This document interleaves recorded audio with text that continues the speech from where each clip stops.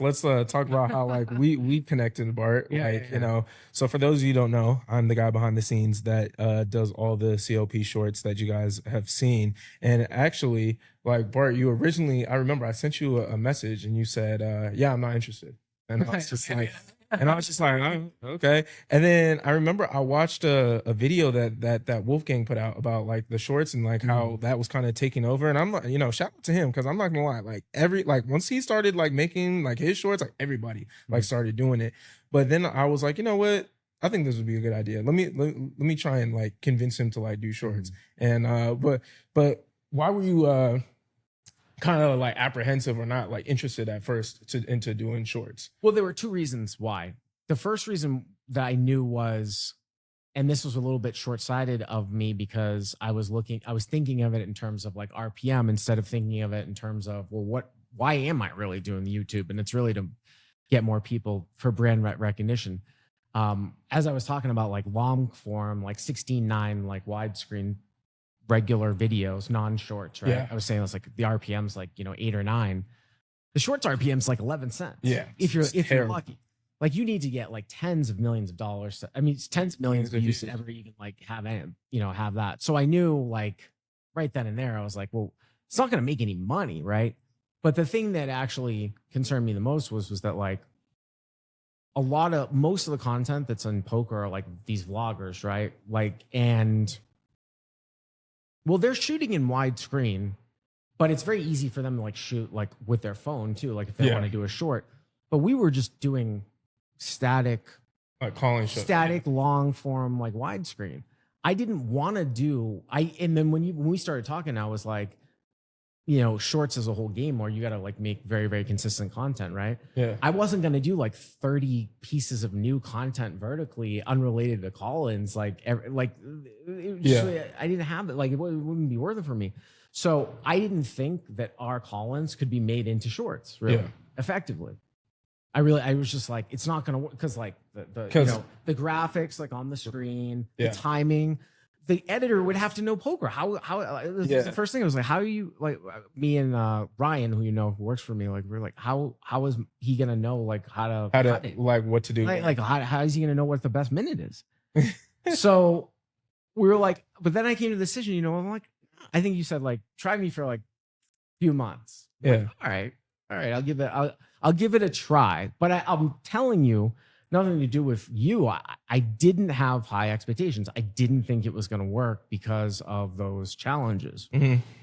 But it did. I always tell people for Myles, I'm like on a scale of 1 to 10, like when I'm telling people about shorts, I'm saying like on a scale of 1 to 10, like I give him a 20 because he does such great things with the sound effects, picking the best part of the hand. I mean, that was what my main concern was like, well, even if you did like really good editing and making like a widescreen into a vertical and make it look nice and stuff, like if I still had to feed you like what was going to be the best part of this on every video, it would take too much of your time. So, but yeah, man, it's worked out. And what has happened is that it's driven a lot of views. It's a lot of short views, right?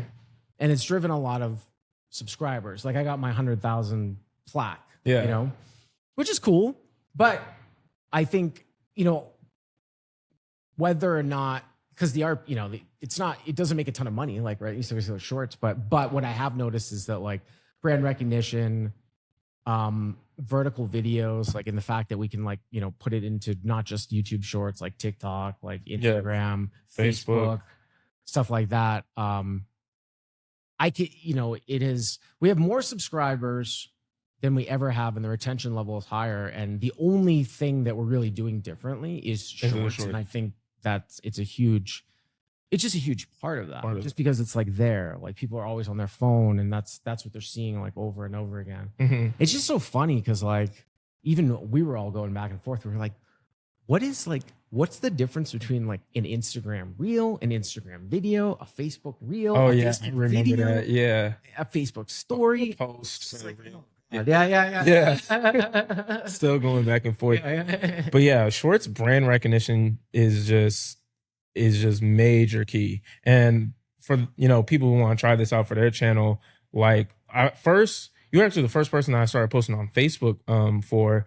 And the part, and now I make Facebook basically mandatory, because the thing about Facebook is that you could run retargeting ads to the people from your Facebook page. Yeah. So after they watch your shorts like every single day for like what, 3 months, 6 months, whatever, build that audience up. Then when you finally hit the retargeting ads and you make, you know, the, hey, we're doing some sort of promotion, they're gonna buy. You know what I mean? And that's pretty much, you know, what happened with the holiday sale.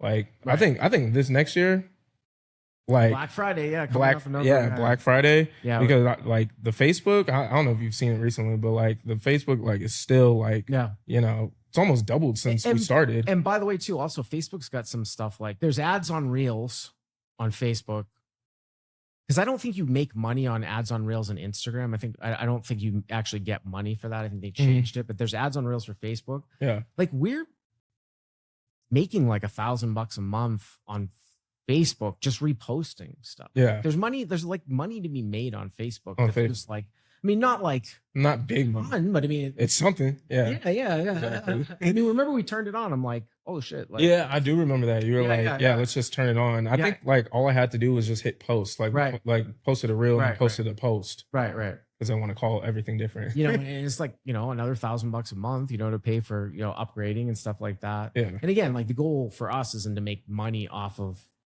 you know, different creators have different goals, but it's more for brand recognition and stuff. But yeah, the whole consuming of like vertical video is it's just interesting that, like, you know, what you have sort of shown me is that there is a way, I think, where if you're a creator that does make like standard, like widescreen content, you can repurpose that for shorts if it's done well. You don't have to do your own new content for shorts. It definitely depends on like what type of channel you have. Because if you have like a talking head channel, it's way easy. But if you're going, I don't know, like doing some sort of like walking up to people and like recording and stuff, you know, like IRL content like that, that's a little harder to like make shorts. You can do it, but it's like it has a different finesse to it that you have to do. Right. But yeah, definitely. But it's just hard to like if you're doing like unique content for shorts and you think the best way to do it is like post once or twice a day. That's a lot. Yeah, it is a lot. It is a lot.